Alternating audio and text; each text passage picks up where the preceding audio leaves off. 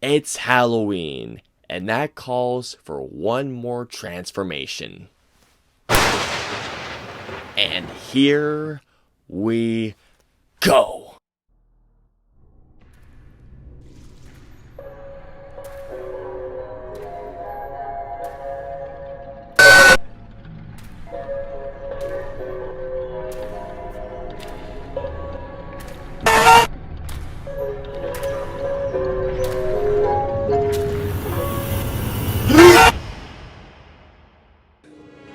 It's showtime. Oh, death. Oh, death. Won't you spare me over till another year?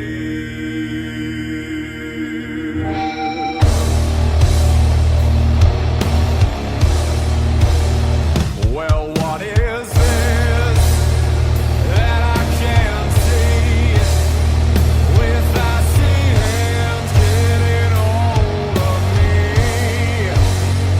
Well, I am death, none can excel. I open the door to heaven and hell.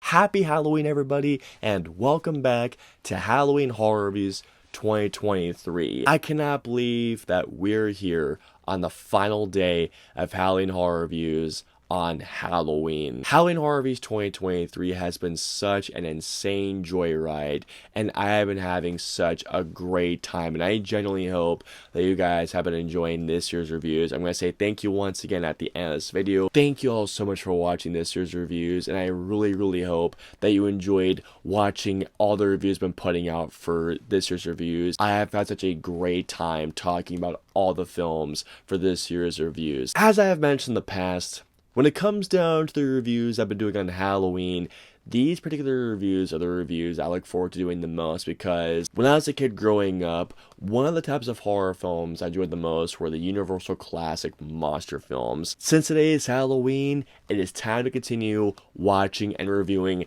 these particular films. Going on to the final review of Halloween Horror Reviews 2023, I'm here to talk about 1932's The Mummy, directed by Carof. In The Mummy, we follow a resurrected Egyptian mummy portrayed by Boris Karloff, who searches Cairo for the girl who just might be his long-lost princess. Alrighty guys, so let's get into The Mummy. Damien! Like I have mentioned in the past 2 years of Halloween Horror Reviews when I reviewed Dracula and Frankenstein, ever since I was a kid, I have had such a love for the Universal Classic monster films. I believe I saw this one for the first time when I was, maybe before I was 8 years old, if I'm not mistaken. I didn't absolutely love The Mummy when I was a kid compared to my love for Dracula, Frankenstein, Creature from the Black Lagoon, The Invisible Man, not to mention Phantom of the Opera. I remember that I really liked this film, but I didn't absolutely love this film as a kid. I wanted to see how this film held up over so many years. I wanted to see how I felt about this film as a 30-year-old person. I'm really happy to say that The Mummy is not only a film that holds up so well, not to mention as well that The Mummy is just a great, and I mean a great Universal monsters film. All of the performances here are really good, and I could spend quite a bit of time talking about the performances, but let's be real here. The main star of this movie is Boris Karloff as Imhotep, who is aka The Mummy. While Boris Karloff gave an incredible performance as the monster in Frankenstein, I think it is truly in this movie where Boris Karloff really got to show how much he commands the screen. Boris Karloff as the monster really had to showcase not only of him acting with just his facial reactions and his body language, not only did Boris Karloff have to prove still with his body language and the look in his eyes, but his voice. And holy crap, does Boris Karloff command that screen with such a deep and a bass-like voice, especially in the scenes where he's performing those incantations. I have to also talk about the incredible makeup that Boris Karloff wears in this movie, because man, not only does Boris Karloff command the screen with such a powerful voice, but with the makeup, he immediately commands the screen.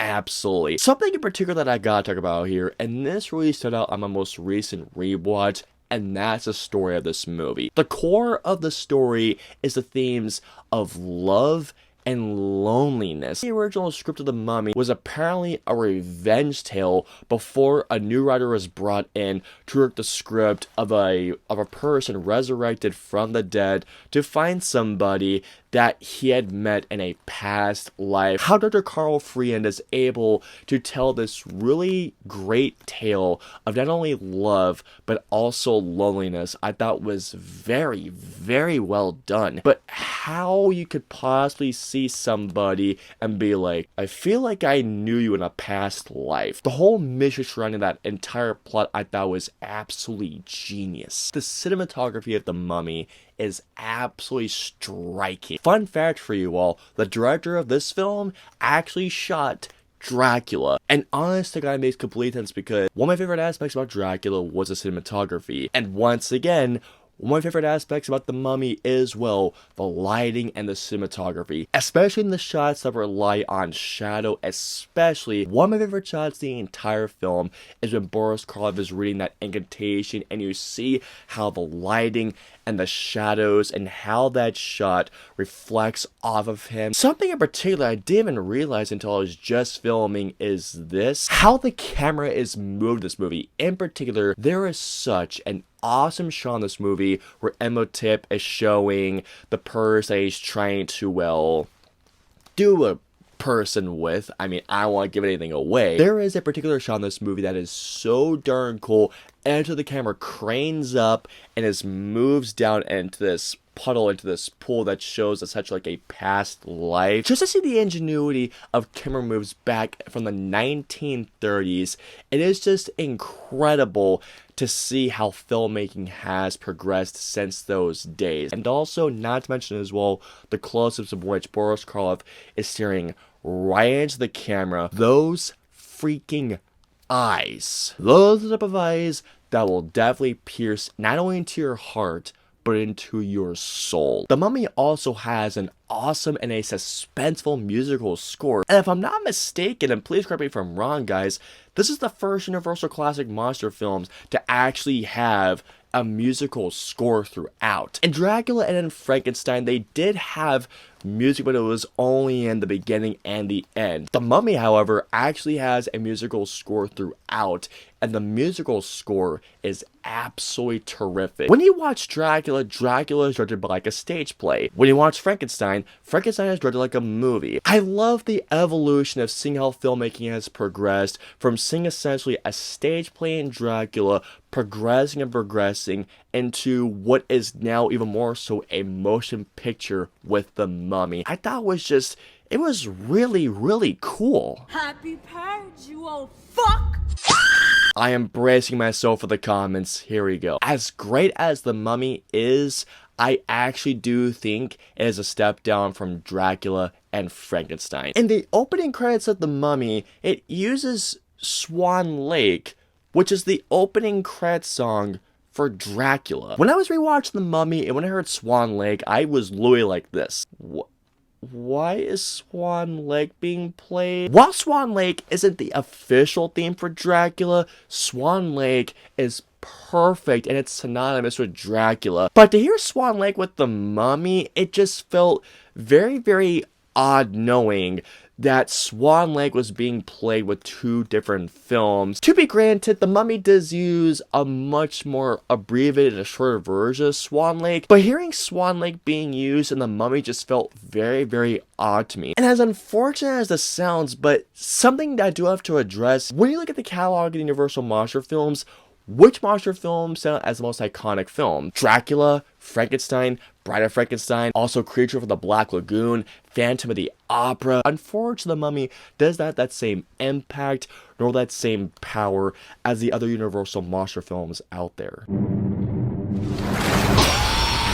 So overall, while I do think that The Mummy is one of the weaker films of the Universal Monster films, at the same time, it does not take away from how great The Mummy is. All in all, I'm gonna give The Mummy a 4 out of 5. I do think that The Mummy is one of the weaker films of Universal Monster films. In fact, I actually think it might be the weakest. At the same time, guys, this is still nonetheless a great viewing for Halloween time. So comment down below and let me know. Have you guys seen The Mummy? What did you think of The Mummy? Let me know below. If you guys want to follow me on social media, I'm on Facebook, Twitter, Instagram, and I'm also on Twitch. So if you guys want to follow me on all those social media platforms, all the links and the usernames are in the description below. And that is gonna wrap it up for Halloween Horror Reviews 2023. Guys, once again, thank you all so much for your love and support and for watching every review for Halloween Horror Reviews 2023. I had such a great time doing them. I had such a great time making them for you all, and I genuinely hope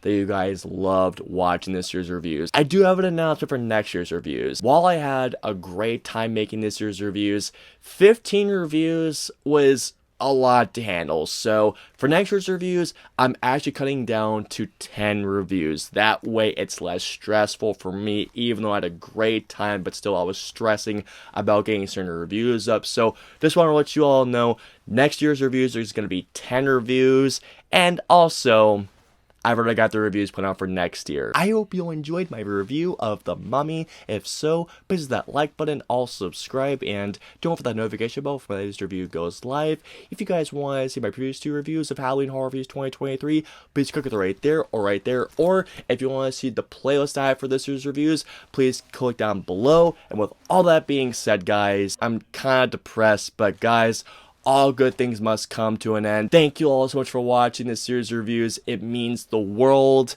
And guys, have a wonderful day. I'll see you all next time, and happy Halloween.